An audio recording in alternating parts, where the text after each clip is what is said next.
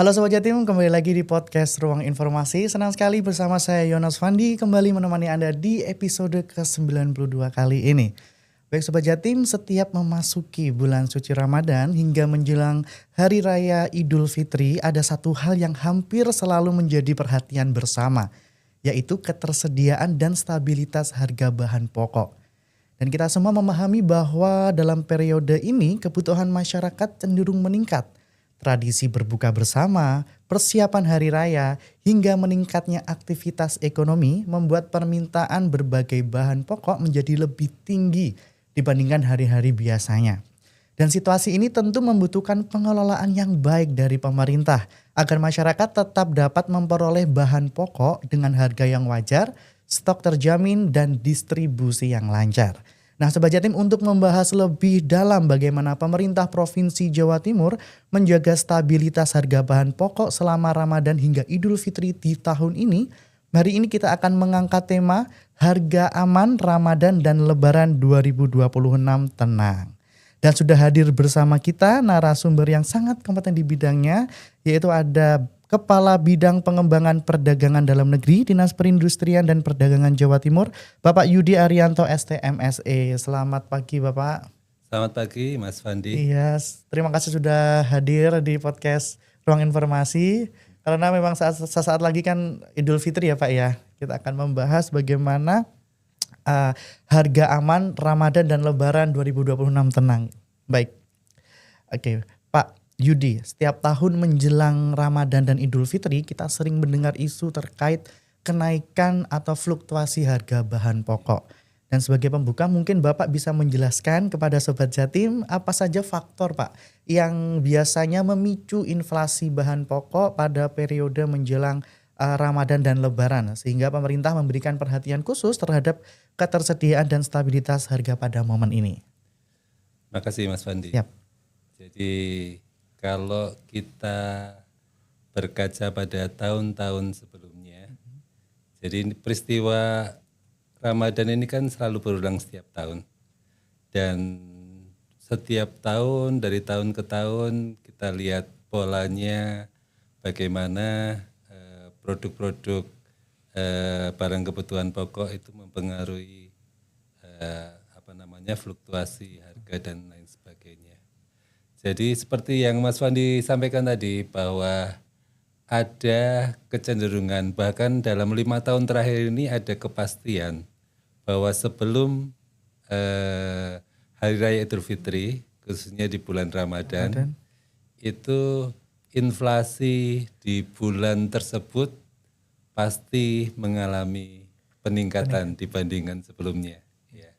Jadi saya menyampaikan ini berdasarkan data periode 2022 sampai 2025.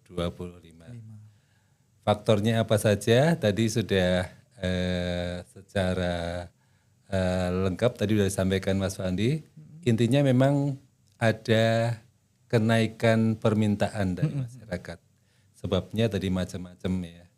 Tapi kenaikan permintaan ini mendorong adanya inflasi pada bulan tersebut. Kalau ditanya apa yang menyebabkan inflasi, tentu saja bermacam-macam. Tapi kalau kita bermacam-macam maksud saya antara periode 1 tahun dengan tahun yang berikutnya tidak selalu sama. Tapi kalau dari 2002 sampai 2026 ini yang berulang itu adalah komoditas seperti daging ayam, telur ayam gitu ya. Kemudian jangan dilupakan lagi ini ada angkutan udara dan harga emas perhiasan. Ya, itu yang muncul secara umum pada periode 2022 sampai 2026. Sedangkan yang di 2026 ini memang ada satu komoditas yaitu cabai rawit ya, cabai rawit yang di dalam beberapa tahun yang lalu menjelang Lebaran meskipun ada kenaikan tapi tidak cukup dominan mendorong inflasi, tapi pada tahun ini cukup tinggi mendorong inflasi, bahkan menjadi salah satu dari 5 besar pendorong inflasi di bulan Februari. Kalau kita lihat di lapangan Pak, harga bahan pokok kan tadi juga sering mengalami pergerakan yang cukup dinamis ya Pak ya pada periode tersebut. Menurut Bapak mengapa harga bahan pokok cenderung fluktuatif saat Ramadan dan menjelang Idul Fitri Pak? Apakah hal ini terjadi karena tadi meningkatnya permintaan masyarakat atau mungkin ada faktor lain yang turut berperan Pak? Ya. Jadi yang sebab yang pertama itu adalah terkait dengan peningkatan permintaan dari masyarakat. Hal-hal lain saya mau sampaikan yang tahun ini aja ya, supaya lebih aktual. Tahun ini kebetulan bulan Ramadan bertepatan dengan musim penghujan. Oh iya betul. Jadi badai ya Pak ya setiap hari. Setiap sore nih kita kena badai. Iya. Kalau menurut BMKG ini kan periode Maret, Februari, Maret atau Maret itu sudah ada penurunan ya. Meskipun demikian kita mengalami dalam beberapa hari ini juga hujannya cukup lebat. Pada kondisi cuaca hujan seperti ini, memang beberapa komoditas itu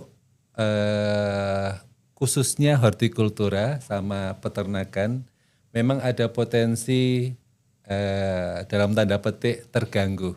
Ya. Khususnya hortikultura mulai dari cabai, kemudian bawang merah dan lain sebagainya.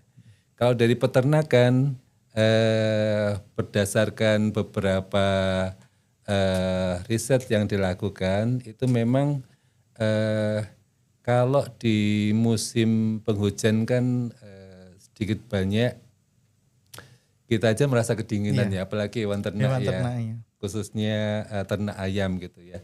Sehingga yang sebelumnya cukup dengan kondisi alam yang hangat. Itu ayam bisa berproduksi dengan baik. Ini harus dikondisikan dengan berbagai upaya supaya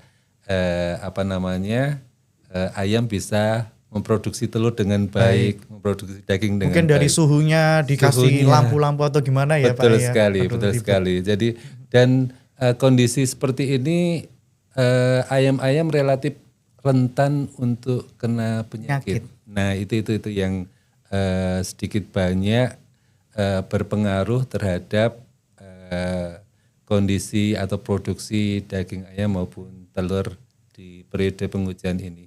Tapi dari data yang disampaikan oleh Dinas Peternakan secara ketersediaan memang tidak ada masalah. Ya, cuman karena tadi ada peningkatan permintaan dari masyarakat sedikit banyak, ya pasti pedagang berekspektasi, wah ini pasti yang beli akan banyak. Sehingga saya akan menyesuaikan harga. Sehingga telur ayam, daging ayam pada periode bulan Ramadan sampai hari ini itu kemarin memang ada sedikit gejolak untuk naik ya. Meskipun diakui bahwa itu masih di bawah harga eceran tertinggi. Ya, jadi harga eceran tertinggi. Baik, menurut Bapak sejauh mana pola konsumsi masyarakat ini berpengaruh terhadap kenaikan harga bahan pokok di pasaran, Pak? Ya. Jadi memang kalau bulan Ramadan ini memang secara umum kan pola konsumsi masyarakat umumnya masyarakat Muslim di Jawa Timur utamanya yang biasanya mungkin makan 3 kali sehari sekarang sahur dan buka gitu ya. Dari segi jumlah sih mungkin berkurang dari 3 menjadi 2. Iya. Tapi jangan lupa biasanya kalau puasa itu kemarin saya sempat jadi narasumber dengan salah satu profesor dari UNER. Beliau sampaikan ada penelitian yang dilakukan salah satu perguruan tinggi bahwa memang pada bulan Ramadan ini masyarakat ada kecenderungan untuk mengkonsumsi sesuatu yang enak ya, yang tidak seperti biasanya ya. Jadi mereka mengkonsumsi baik untuk takjil maupun untuk buka ataupun sahur itu produk-produk yang memang lebih bernilai daripada hari-hari biasa. Oh, sekarang kalau hari biasa makan ya wes makan itu, sekarang ada makanan pembuka, Iya, ada betul. minuman pembuka ya Pak, ada makanan utama, lalu ada Iya. jajan-jajan. Harapan kita memang tidak berlebihan ya, Iya. cuman ada penelitian yang menyampaikan memang ada kecenderungan seperti itu. Iya. Baik. Selain itu Pak, kita juga sering mendengar istilah rantai pasok atau distribusi barang. Apakah kendala dalam distribusi atau rantai pasok itu juga menjadi salah satu faktor yang dapat memicu lonjakan harga bahan pokok Pak Yudi? Ya, jadi karena ekspektasi itu tadi ya bahwa nanti menjelang hari raya orang akan butuh, sehingga dalam tanda petik berapapun saya naikkan orang pasti akan beli gitu ya. Oleh karena itu sebetulnya di dalam sistem perdagangan kan ada produsen, ada distributor, mungkin ada distributor 1, 2 sampai ke pengecer, akhirnya ke konsumen gitu ya. Oleh karena itu ini kami yang pastikan bahwa jalur-jalur distribusi itu bisa berjalan dengan baik, artinya tidak mandek pada salah satu tahapan tertentu di mana orang memanfaatkan untuk mengambil keuntungan yang tidak sewajarnya. Karena itu Disperindak ini menjadi salah satu bagian dari tim yang namanya Satgas Sapu Bersih pelanggaran harga, mutu dan keamanan pangan. Jadi ada Bapanas, ada Polda, sekretarisnya Dinas Pertanian Jawa Timur, kemudian ada beberapa OPD Dinas Peternakan, BPOM dan lain sebagainya. Jadi yang ingin kami pastikan adalah bahwa harga-harga di mana pemerintah sudah menetapkan HET atau HAP itu sampai ke masyarakat sesuai dengan ketentuan yang ada. Jadi boleh naik atau turun tapi tetap di bawah harga eceran tertinggi. HET itu ya. Kalau misalnya lebih ya nanti kita akan telusur. Misalnya di pengecer minyak kita ya HET-nya 15.700, di pengecer 18.000, kita telusur dia dapat dari distributornya berapa. Jadi nanti akan ketahuan ini titik mana nih yang mengambil keuntungan lebih dari rantai distribusi ini. Ya, jadi secara umum kita bersama-sama Satgas mengoptimalkan komunikasi baik di lingkup provinsi maupun dengan lingkup di kabupaten kota se-Jawa Timur. Baik, Pak, kita kan juga hidup dalam sistem ekonomi yang saling terhubung secara global, Pak. Tadi Bapak sampaikan sejauh mana Pak faktor eksternal, kalau tadi itu kondisi cuaca. Nah, apakah ketergantungan impor maupun dinamika global supply chain turut mempengaruhi harga bahan pokok di Jawa Timur, Pak Yudi? Sampai saat ini ya, sampai kita membuat podcast ini, yang terjadi adalah harga-harga masih terkendali, ya terkendali. Artinya dari semua barang kebutuhan pokok yang ada di Jawa Timur ini yang di atas harga acuan pembelian itu adalah cabai rawit. Ya, cabai rawit kita tahu bahwa memang produksi Jawa Timur itu cukup banyak, tetapi karena mungkin permintaannya sangat besar sehingga harga di tingkat konsumen juga menyesuaikan. Lain-lain ada dinamika meskipun perubahannya nggak sampai 5% tapi masih di bawah itu.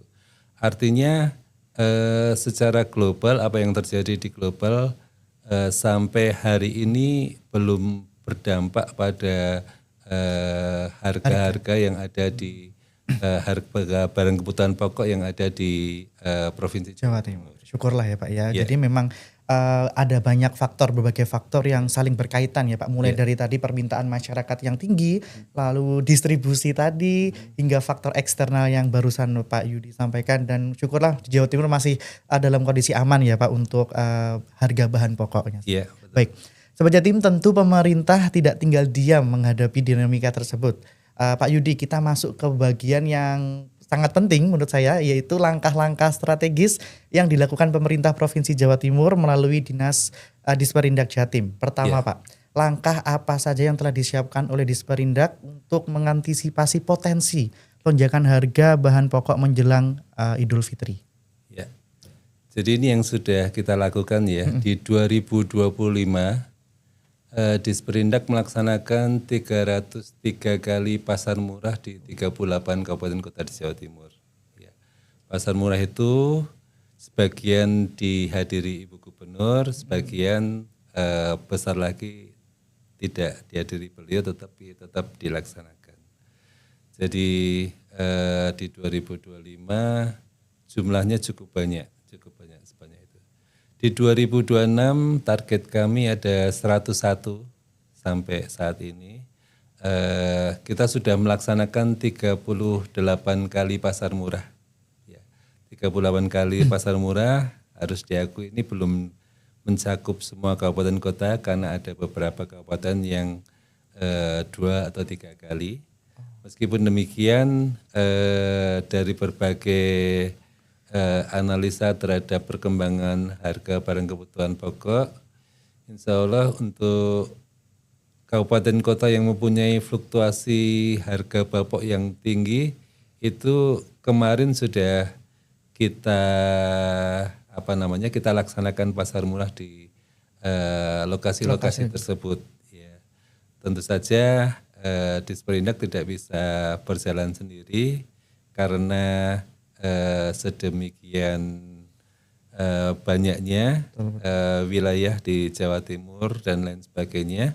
Kita bekerja sama dengan berbagai stakeholder, baik Disperindak Kabupaten Kota di Jawa Tengah, di Jawa Timur, kemudian dengan Bulog, kemudian dengan OPD di lingkungan Pemprov Jatim, Dinas Peternakan, Dinas Pertanian, dan lain sebagainya. Ya. Dan tentunya itu sangat membantu ya Pak ya, pasar murah tadi untuk meredam harga bahan pokok di. Baik, kemudian Pak, bagaimana pemerintah Provinsi Jatim memastikan bahwa stok bahan pokok itu tetap aman dan tersedia selama periode Ramadan ini hingga nanti Idul Fitri, Pak Yudi? Jadi di pusat maupun di provinsi atau di kabupaten kota itu kan ada yang namanya Tim Pengendali Inflasi Daerah, TPID. Salah satu yang dilakukan tim ini adalah melakukan kerjasama antar daerah, baik itu antar provinsi dengan provinsi, atau kabupaten dengan kabupaten, atau kota dengan kota, atau kabupaten dengan kota. Jadi di Jawa Timur sendiri ada cukup banyak kerjasama antar daerah yang dilakukan. Itu baik itu spesifik kerjasama terkait cabai, terkait beras, terkait telur, dan lain sebagainya. Itu sudah berjalan saya kira sudah beberapa tahun, dan di 2025 KAD-nya ini yang paling banyak dilakukan baik antar provinsi maupun antar kabupaten kota.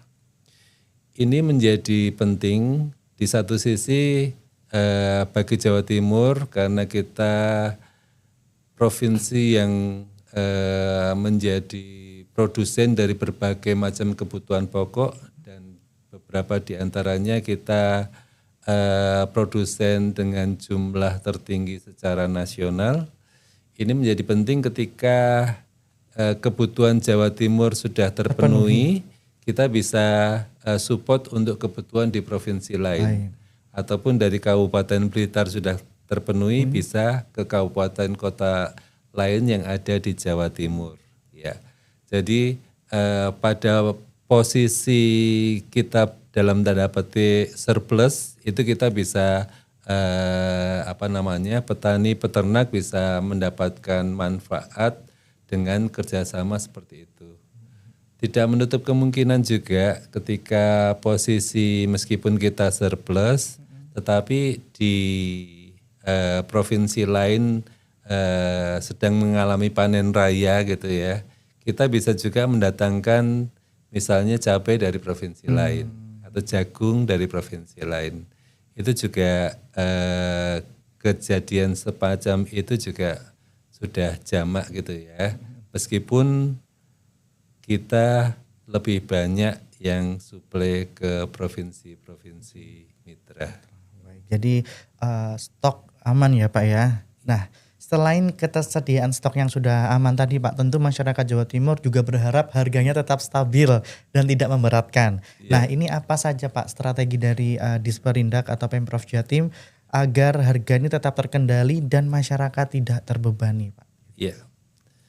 Jadi kalau untuk harga ini sudah menjadi concern bersama secara nasional dengan Satgas tadi yang dibentuk baik di level pusat, provinsi maupun kabupaten kota.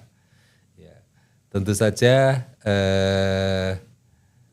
kondisi-kondisi tertentu juga pasti akan ada bahwa harga itu melebihi HET sehingga kita harus berbuat apa gitu ya. Beberapa kabupaten kota itu sudah memiliki tip atau trik sendiri untuk mengatasi ini. Ya. Jadi ada yang melakukan subsidi angkutan sehingga barang yang sampai ke konsumen itu harganya bukan harga distributor lagi tapi harga produsen. Sehingga sedikit banyak itu akan membantu konsumen di tingkat akhir. Saya kira beberapa kabupaten kota sudah mulai concern dengan hal tersebut, menggunakan kalau subsidi sih mungkin subsidinya lebih ke ongkos angkutannya gitu. Iya, jadi Supaya harganya nggak nambah ya Pak ya? harganya nggak nambah. Iya, iya. Jadi istilahnya konsumen dapat harga produsen. Dari harga tangan pertama lah Iya, istilahnya. iya. Baik, Pak Yudi, dalam pengendalian harga bahan ini kan tadi dijelaskan juga diperlukan sinergi dari banyak pihak. Bagaimana Pak koordinasi antar instansi misalnya dengan Bulog tadi Satgas yang dibentuk, lalu pemerintah kabupaten kota serta mungkin lembaga-lembaga terkait lainnya, swasta mungkin Pak, dalam menjaga stabilitas harga dan mengendalikan inflasi Pak? Untuk koordinasi, alhamdulillah sampai saat ini tidak ada masalah ya. Mungkin karena ini menjadi kebutuhan kita bersama gitu ya. Karena rapot Jawa Timur kaitannya dengan harga, yaitu menjadi rapotnya Disperindak, rapotnya Bulog misalnya. Kalau ada permasalahan kaitannya beras, ya nanti itu menjadi tanggung jawab baik Dinas Pertanian, Perindak maupun Bulog juga ya, sehingga ketika diperlukan untuk bersinergi selama ini memang tidak ada permasalahan lah. Aman ya, Pak, ya? Kita di kabupaten kota mau kegiatan apa juga bisa disupport. Dan ini Pak Yudi, dan jika terjadi kenaikan harga yang tidak wajar di pasar Pak, bentuk intervensi seperti apa yang biasanya dilakukan oleh Pemprov Jatim Pak? Jadi yang pertama tadi kita harus telusur dulu terkait dengan kaitannya dengan data. Ya. Apakah memang ketersediaan yang ada di Jawa Timur atau prognosa terhadap ketersediaan itu mencukupi atau enggak? Gitu ya. Kalau memang mencukupi, juga dilihat berapa banyak yang dikonsumsi di Jawa Timur, berapa banyak yang dikirimkan ke keluar Jawa Timur. Kalau itu masih lebih lagi berarti sebetulnya tidak ada alasan untuk naik secara berlebihan. Ya. Kalau sudah seperti itu, nanti kita telusur kaitannya dengan jalur-jalur distribusinya itu tadi. Jadi kalau misalnya terhambat di salah satu tahapan rantai distribusi, ya kita akan bersama-sama dengan Satgas Pangan, dengan Polda, dengan Polres, dengan OPD terkait untuk melakukan pengecekan bersama-sama. Kira-kira kalau terhambat di rantai ini, berarti kita akan baik itu mengundang rapat ataupun kita langsung mengundang perusahaan yang bersangkutan untuk berdiskusi, menyampaikan data, dan kita juga menyampaikan data sehingga titik temu dari permasalahan ini bisa didapatkan.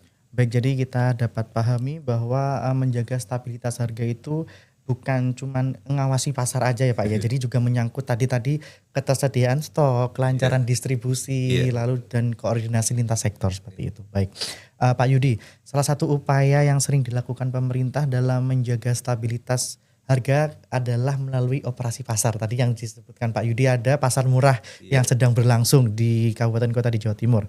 Sebenarnya seberapa besar peran pasar murah itu Pak dalam menekan kenaikan harga dan bagaimana efektivitasnya selama Ramadan ini? Iya. Saya ingin tambahkan ya Mas Wandi. Jadi kalau di Disperindak itu namanya pasar murah, kalau di Dinas Pertanian namanya Gerakan Pangan Murah. Oh jadi iya. intinya mungkin kurang lebih sama. Cuman pelaksananya berbeda gitu ya. Programnya Disperindak, satu Dinas Pertanian seperti itu. Kementerian Pertanian, mereka mengacu ke Kementerian Pertanian. Jadi untuk pasar murah ini tentu saja akan berdampak pada masyarakat ya. Terlebih yang kita ingin dorong itu selain masyarakat yang betul-betul membutuhkan itu bisa mendapatkan sembako dengan harga yang lebih terjangkau, kita juga sebetulnya mendorong bahwa ini ada psikologi masyarakat yang ingin kita sasar, ya, bahwa pemerintah sungguh hadir, bahwa pemerintah bisa istilahnya menyediakan barang kebutuhan pokok dengan harga tertentu yang pasti itu di bawah dari harga di pasar di kabupaten kota tersebut, ya. Sehingga dengan berbagai kegiatan itu, entah itu pasar murah, entah itu gerakan pangan murah, harapannya secara psikologis akan mendorong baik pedagang maupun stakeholder lain di rantai pasok tersebut untuk bersama-sama dengan kita dalam menyesuaikan harga sesuai dengan ketentuan yang ada. Ya. Kalau misalnya nih Pak, pasar murah di Kapko itu misalnya nih harga berapa Pak? Misalnya kalau normalnya ini berapa, lalu ada pasar murah ini jadi berapa kayak gitu? Jadi kalau telur ayam ya, telur ayam itu kan harga eceran tertingginya 30.000. Ya. Telur ayam ini kalau rata-rata Jawa Timur ya, jadi mungkin di kabupaten tertentu bisa lebih, kabupaten yang lain bisa kurang. Itu sudah 29.900 sekian, jadi sudah mepet ke HET. Ya. Di pasar murah kita jual di 24.000. Oh, di 24.000. Ya, jadi 24.000. Kemudian untuk daging ayam itu Dinas Peternakan juga HET-nya kan Rp40.000 per kilogram. Itu kemarin dijualnya sekitar 30.000. Oh, iya. Daging ayam ya Pak ya? Kalau beras SPHB itu harga tertingginya 12.500, dijualnya di harga 11.000. Tapi kan satu sak ya, jadi 5 kilo, berapa kilo? 5 kilo. 5 kilo ya? Jadi berarti 55.000 ya? 55.000. Lumayan, beli minyak, beli itu kalau di total biasanya bisa sampai 200, ini cuma 100 berapa gitu. Betul. Baik, Pak Yudi, lalu apa pesan utama pemerintah kepada masyarakat khususnya menjelang Idul Fitri agar masyarakat Jawa Timur ini tetap berbelanja dengan bijak, terukur dan tidak berlebihan Pak Yudi? Iya, jadi sekali lagi kami ingin mengajak masyarakat semua bahwa pemerintah hadir dalam kita bersama-sama mempersiapkan untuk menghadapi Idul Fitri. Ketersediaan barang kebutuhan pokok itu cukup untuk menghadapi Ramadan dan Idul Fitri.